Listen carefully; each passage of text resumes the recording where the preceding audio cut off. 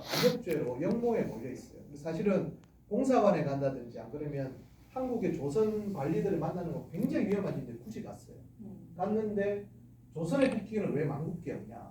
원국이 만국방란인데 너무 모욕감하고 오른쪽에 보시면 그 다음날 또 가요. 11시에 가서 5시까지 거기 앉아있는 거예요. 조그만 관이었거든. 내가 왜 그런지 모르겠다. 왜? 저 위에 보시오. Why? 설명할 수 없다. 보잘것없는 그 전시관에 나는 그냥 그 태극기 하나 보고 앉아있었다는 이야기예요. 그러니까 젊은 날의 윤치호가 얼마나 열혈 애국자였는지를 좀 알 수가 있는 거죠. 좀 뭐 짠한 이야기가 많이 나옵니다.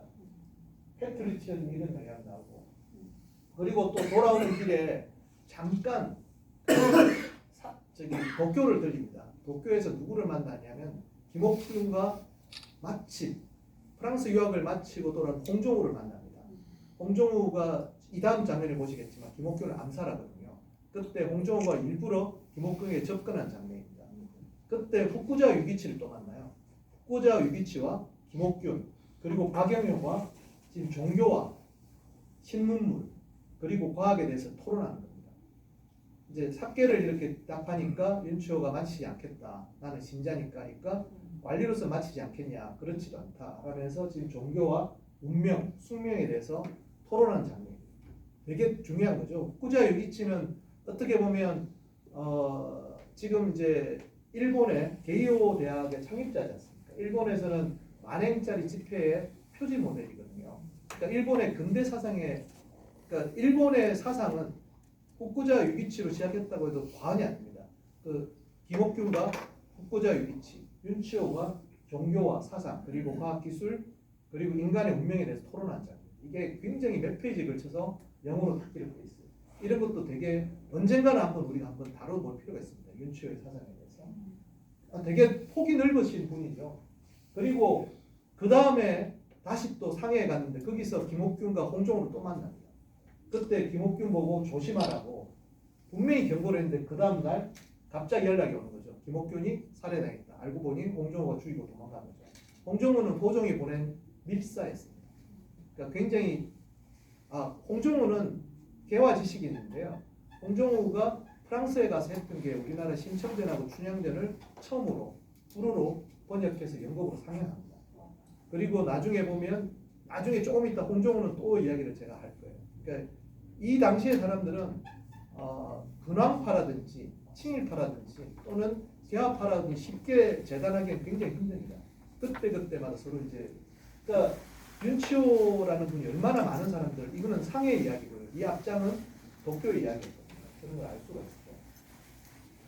이랬던 윤치호에게 가장 큰 영향을 미친 어떤 분이 한국으로 돌아옵니다. 서재필을 그렇게 원망했던 그 서재필이 1895년 12월 25일 날 조선에 도착합니다.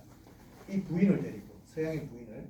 도착하기 직전에 미국에서 찍은 사진이 왼쪽 사진입니다. 이 자전거를 타고 있죠. 이 장면은 굉장히 인상적인데요. 올해 오른쪽에 보시면 똑같은 해 휘리 부인 부부도 저렇게 했어요. 저 이유가 뭘까요? 1895년은 비로소 인류가 자전거를 보편적으로 탔던 시기입니다. 지금은 자전거 하면 너무 동네 그냥 자전거방으로 생각할지 모르지만 1895년 지금 같으면 테슬라 전기자동차 얼리 어답터인 거예요. 이때 고무가 발견되면서 비로소 자전거를 일반인이 타기 시작했어요. 여성들이 그전에는 타지 못했어요. 엉덩이가 너무 아파서. 던롭 타이어가 만들어지면서 처음 봤던 그 장면하고 또 두 번째는 사진이 드디어 코닥이라는 필름이 탄생해서 그 전까지 유리건판이었기 때문에 이렇게 야외에서 사진을 못 찍었습니다. 코닥 필름이 탄생했던 거예요. 그러니까 이렇게 서로 찍는 거죠. 그러니까 서재필이 얼마나 얼리 어답터인지 잘 알 수 있는데 이 서재필이 이 자전거를 가지고 조선에 도착합니다. 그리고 그 도착했을 때 역시나 윤치호는 굉장히 냉랭하게 대합니다. 뭐 왜 왔지? 근데 이 부인의 아버지, 그러니까 서재필은 재혼을 한 거죠. 장인은 당시 그 앞에 있는 조지 뷰캐넌 대통령의 사촌 동생이었어요. 그러니까 1884년에 미국으로 망명한 서재필은 불과 10년 만에 의대를 들어가고 의사가 돼가지고 미국 최대 유력가 가문과 결혼한 겁니다. 그런데 저 부인이 1894년에 결혼해서 이 당시에 만삭이었어요. 만삭인데 워싱턴에 있던 만삭의 부인을 데리고 조선에 도착한 겁니다. 지금도 만약 만삭의 부인을 데리고 어디 가자 그러면 안 갈 거예요.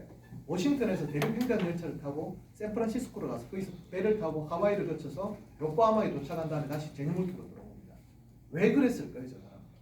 뭐 때문에 저렇게까지 했을까? 부인은 이해가 안 됐을 텐데 따라왔습니다. 그리고 큰딸이 조선에서 태어납니다.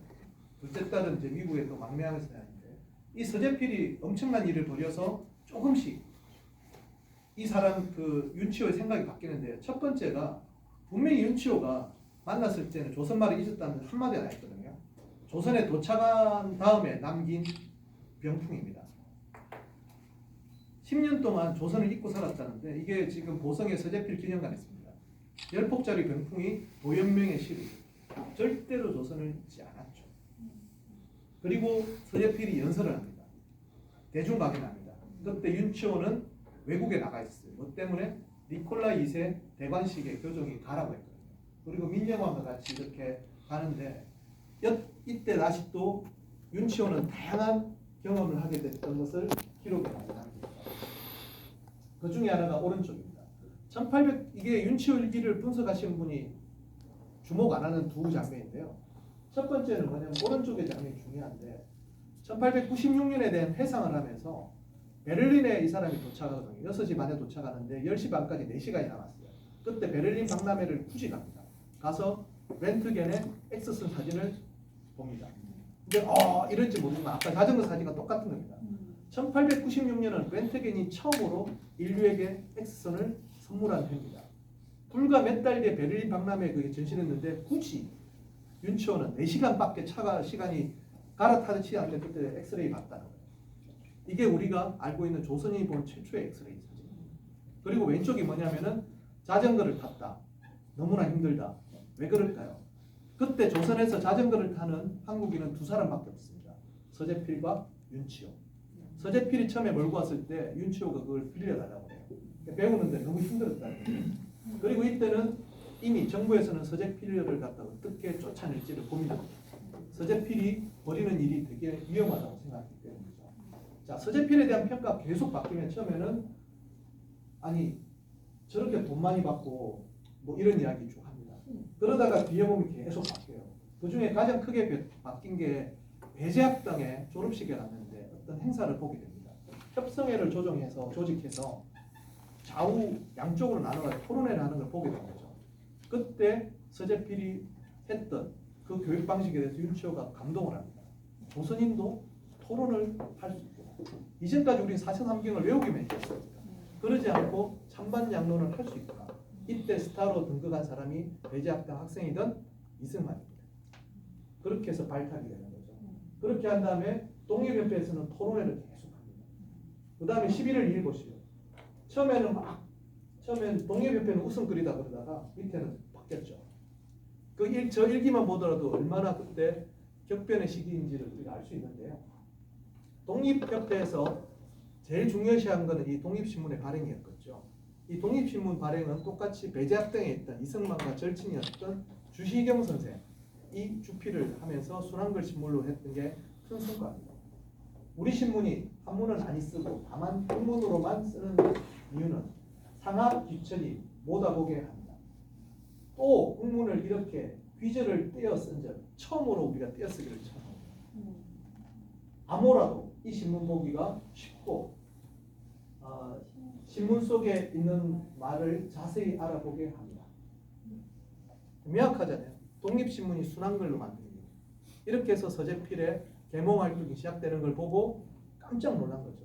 이게 어떻게 지금 1896년 4월 7일이지 않습니까? 서재필이 조선에 도착한 게 1895년 12월 25일이었습니다. 엄청난 변화죠. 이게 어떻게 몇 달 만에 다 가능했습니까? 대단한. 그래서 윤치호가 다시 또 감동을 해서 이렇게 편지를 보냅니다.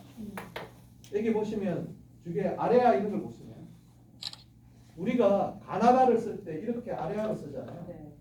그런 걸 로어 아라고 하고 그냥 이렇게 쓰는 걸 어퍼 아라고 한 다음에 하나를 이렇게 쓸 수도 있다. 라고 서재필에게 편지를 보냈다는 내용입니다. 우리 한글 맞춤법도 바꾸자는 거죠. 그러니까 서재필이나 이 윤치호도 똑같이 영어를 하는 것 같지만 한글에 대한 엄청난 자부심을 가지고 이렇게 일기에 이렇게 나옵니다. 이런 것도 되게 인상적인 내용이죠. 자, 그래서 이분들이 더 큰 일을 벌입니다. 그게 바로 이날이 1898년 3월 15일 무슨 날이냐면은 만민공동회가 열립니다. 우리나라가 대중집회라는 걸 한 적이 있을까요?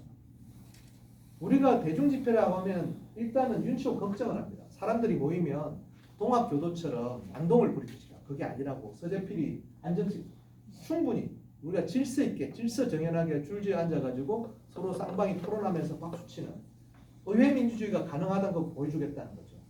이렇게 해서 만민공동회가 시작되는 날에 이룹니다. 이렇게 하면서 정부에게 이 사람들이 요구를 하기 시작하죠. 의회 설치를 요구하는 것도 서재필이 시작합니다. 윤치호는 계속 따라갑니다. 서재필은 정말 대단한 사람입니다. 존경을 하는데 결국 아까 말씀드렸던 정부는 서재필을 쫓아내죠. 그렇게 해서 물러나는 날에 아들 눈물을 흘렸다. 1888년 갑신정변 때는 증오와 저주를 받으러 떠났다. 그를 개철임 죽이는 것이 오히려 충신한 신하였다. 그런데 국민들은 그와 함께 있다.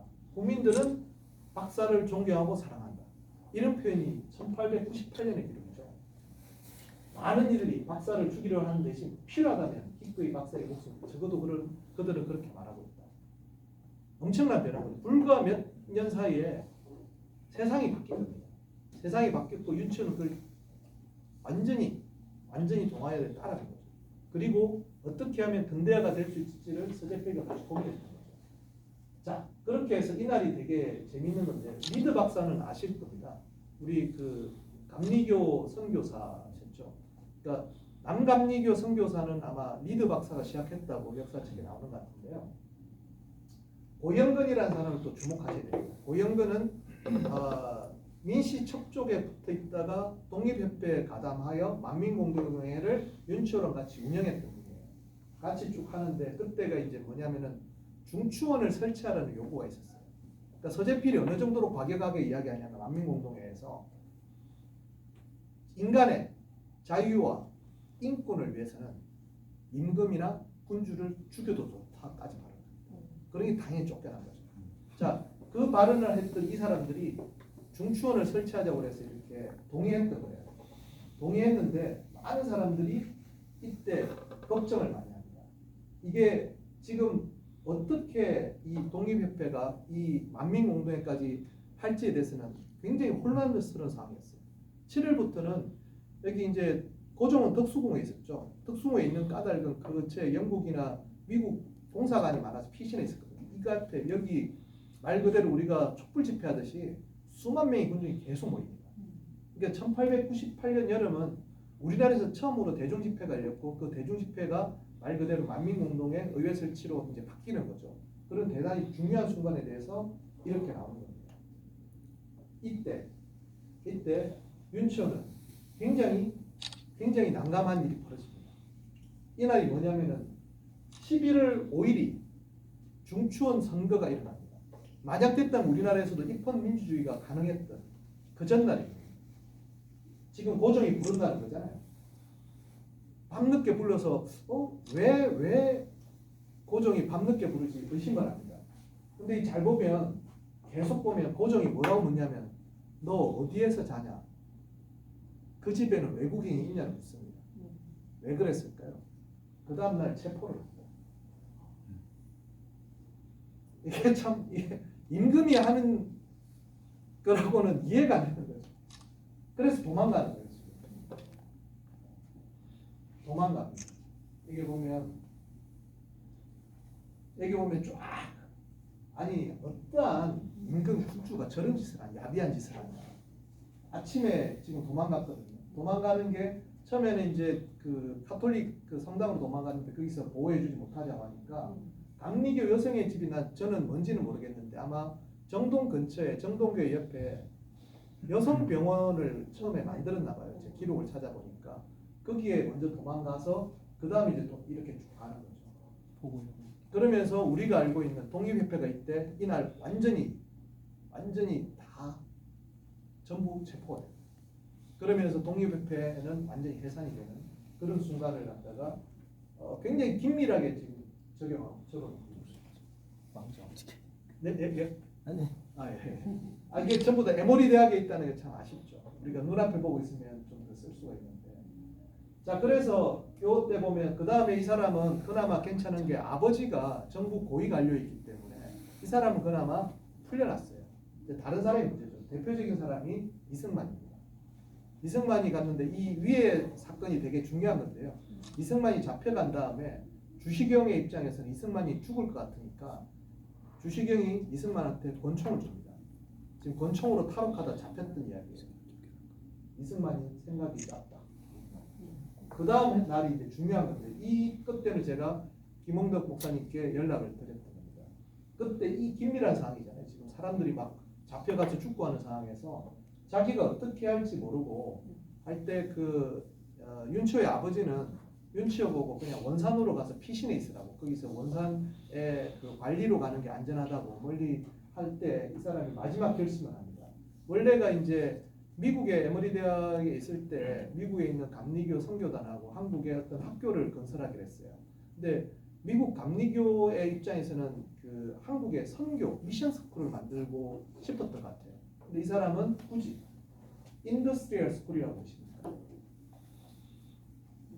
자세히 보면 인더스트리얼 스쿨을 만들겠다고 결심을 합니다. 그래서 그 조건으로 기부를 좀 해야 되겠다는 생각합니다. 이때가 1899년 2월 1일인데요. 그 다음 날에 너무나 상황은 급박하게 돌아가니까 지금 정동의 땅을 다 처분해가지고 감리교 이게 재단은 그때 없다고 하지만 여기서 보면 감리교 선교회로 그 재산을 다 이전을 합니다. 정동에 어떤 땅이 없는 것 같아요. 다 이전을 해서 그것으로 그게 이제 시드머니가 됩니다. 저걸로 이제 나중에 이제 어떤 학교를 만들게 되죠. 이게 제가 굉장히 주목한 대목인데요. 감리교 입장에서는 그 학교가 좀 더 그 어떤 선교에 도움이 되는 선교 학교로 하기 싫은데 이 사람은 끝까지 인더스트리얼 스쿨이라는 걸 고집을 합니다. 고집을 하고 원산으로 떠나거든요. 그 떠난 다음에 이제 이런 일이 벌어져. 결국 이승만은 사형을 선고받습니다. 근데 그 재판관이 홍종우였습니다. 홍종우가 이승만을 감형을 시켜줘서 무기수가 됩니다. 그래서 보시면 한성 감옥인데 1904년에 풀려나기 직전인데 모든 사람이 저렇게 묶여 있는데 이승만만 포승줄에 묶여 있죠. 중지 사형수였거든요. 그러니까 왜냐하면은 대역죄인으로 잡혀들었는데 권총을 들고 간수를 쐈어요, 실제. 간수를 쏘고 도망가다 잡힌 겁니다. 그러니까 저렇게 됐거든요. 그렇게 해서 근데 뭐 그 감옥에서도 계속 굉장히 포교 활동을 잘해서 그런 것들이 윤치호에게 많이 남아 있는 거죠. 여기서 이제 우리가 주목할 사람들이 다 나옵니다. 그 중에 하나가 이승만의 오른쪽에 보면 강원달이라는 분이 계시죠. 우리가 이제 일제 시대는 강점기나 구한말을 볼 때 해석이 되게 어려운 게 있는데 우장춘이라는 분이 한국에 어떻게 오시냐면은 우장춘이 한국에 올 수 있는 이유는 그때 올 수 있었던 이유는 우리가 국교가 단절됐을 때 방법이 없었어요. 근데 이분이 어떻게 하냐면은 자기가 한국에 호적이 있다는 걸 증명합니다. 근데 그 호적을 어떻게 만드냐면 아까 1898년이 그 조선의 어떤 격동기라고 했지 않습니까? 그때 원래가 1895년에 명상황 살해 그 시해 사건에서 주도적인 역할을 한 게 우범선이고 일본으로 망명을 했는데 1898년 여름에 우범선이 조선에 밀입국합니다.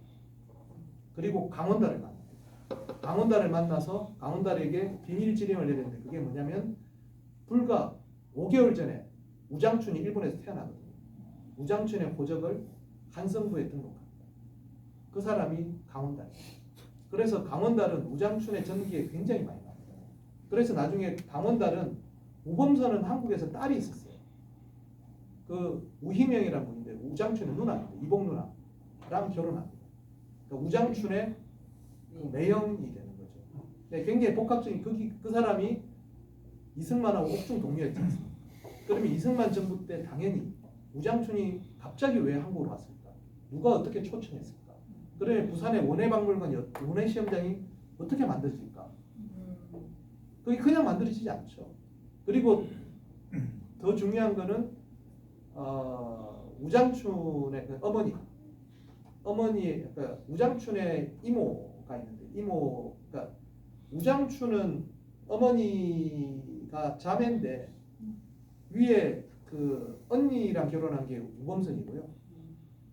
동생이랑 결혼한 게 구연수라는 사람입니다. 이 두 사람 모두 다 명상황후 시에 가담했습니다. 구연수하고 우범선은 똑같이 망명해서 그렇게 해서 낳은 아들이 또 있겠죠. 그분은 우리나라 한국은행 초대 총재입니다. 구용서라는. 근데 한국은행 역사에는 그게 잘 안 나오죠. 되게 어려운 이야기입니다. 그러니까 이런 이야기들이 굉장히 여기 이 한 장의 사진에 다 숨어 있습니다. 그것들이 되게 인상적이어서 제가 한번 필요가. 이게 대제학당에서 옛날에 한번 보기로 했는데. 자, 그래서 그렇게 해서 독립협회 꿈은 끊어졌죠. 그러면 우리나라가 이제 국권을 뺏겼다는 어떤 이제 가장 큰 어떤 조약이 을사늑약이 있는데 그날 밤에 윤치호는 어떻게 기록했습니까? 보시죠.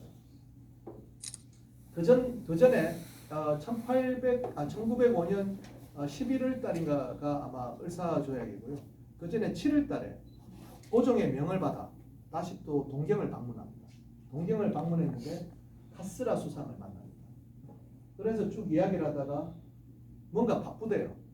조금 있다 보니까 앨리스 루스벨트라고 다른 시어도르 루스벨트의 딸이 왔는데 테프트 장관이 왔다는 거예요. 지금 여기 보이십니까? 이게 카스라고요. 이게 테프트입니다. 세크리테이브 테프트가 왔다는 거예요. 그 때문에 동경이 되게 바빠요. 저게 뭐죠? 카스라 테프트 밀리언드. 그 옆에 있었던 거예요. 카스라를 만나고 있어요. 그러니까 윤치호의 일기 보면 이런 이 드라마틱한 순간들이 거의 다 기록돼요. 저렇게 막 씁니다. 근데 자기는 중요하지 않은 성가신 존재를 취급받았다. 뻔하지 않습니까? 그런 역할을 볼 수가 있고요. 그래서 이 그 동경에 이렇게 갔을 때 고종이 다시 명령합니다. 우리가 1903년부터 미국 그 이주가 되죠. 고종의 특명은 뭐냐면은 하와이에 가서 우리 이주민들 전부 만나보라는 거예요. 되게 불평합니다. 돈 이거만큼은 주고 하와이까지 가서 그 섬을 다 돌아보라니. 투덜투덜하면서 나는 그래도 성실한 신하니까 모든 섬을 다 돌아보고 그러니까 하와이에 가요. 그래서 그 중에 모든 섬을 돌아보다 어느 합수원인데 깔끔한 조선인 집단을 거기서 현순이라는 사람 만납니다. 현순이 누구냐면은 상해 임시정부 외무부 장관이셨습니다. 그때는 아주 어린 사람이었고 그때 현재창의 아들이라고 했는데 현재창이 뭐냐면은 우리가 알고 있는 그 아까 말 독립협회 만민공동회를 처음 했던 그 창립 멤버였어요. 현재창을 오랜만에 만났는데 그 아들이 목사가 되어가지고 아마 이분들도 다 감리교를 제가 이분들이 그 하와이에서 커뮤니티를 엄청 잘 만들고 있는 거죠. 윤치호의 전체 얘기는 굉장히 암울합니다. 모두까지 세상에 대해 모든 욕을 하는데 딱 이 장면에서 굉장히 아름다운 말이 나와요. 아담스시 정원에서 꽃이 피는 모든 단계마다 동시에 열매를 맺는 하와이 라인나무를 봅니다. 작은 싹과 활짝 핀 꽃, 꽃의 작은 밖으로 나온 작은 과일, 초록색 라인, 그 노랗게 익은 과일, 하와이의 토착 역사의 환상입니다. 저런 말이 윤치호 모든 수십 년간 이게 단 한 번도 여기에 나옵니다. 거기서 어떤 씨앗을 본 거죠. 꽃이 피는 걸 보면서 이렇게 후속 세대가 우리가 뿌린 독립협회와 만민공대에 뿌린 씨앗들이 다음 세대로 가서 하나의 커뮤니티를 꾸리고 교육을 하면서 세상이 바뀔 수 있다는 걸 보고 어떤 희망을 딱 이렇게 줘요. 제가 윤치호를 다 읽어봤는데 유일합니다. 그때 본 거죠. 그런데 슬픕니다. 다시 이제 그 하와이 교민들 다 만나서 한국에 돌아왔는데 우리는 이제 아까 카스라 테프트 밀리악이 아까 1905년 뭐 7월 8일이었고 그리고 11월 달에 돌아왔는데 이게 뭐냐면은 스티븐스라는 사람을 만납니다. 스티븐스 혹시 아시나요? 일제 앞잡이 돼가지고 해서 나중에 저분이 그 샌프란시스코에서 정명훈 장인의 의사에게 암살당한 그 앞잡이였던 거죠. 계속 이야기합니다. 스티븐스는 박씨 저기 박씨가 박재순입니다. 박재순 외무대신이 조약에 서명하겠냐? 아니 어떻게 조선인이라면 그 조약에 어떻게 서명합니까? 말이 되는 이야기입니까? 만약 그게 서명했다면 민족의 반역자가 될 거라고 그렇게 이야기합니다. 근데 이 밤에 지금 심상치 않음을 느꼈던 거죠. 자기가 외무 소속이었으니까. 그리고 그 다음날 가봤습니다. 제대로 잠들 수 없는 밤을 보냈는데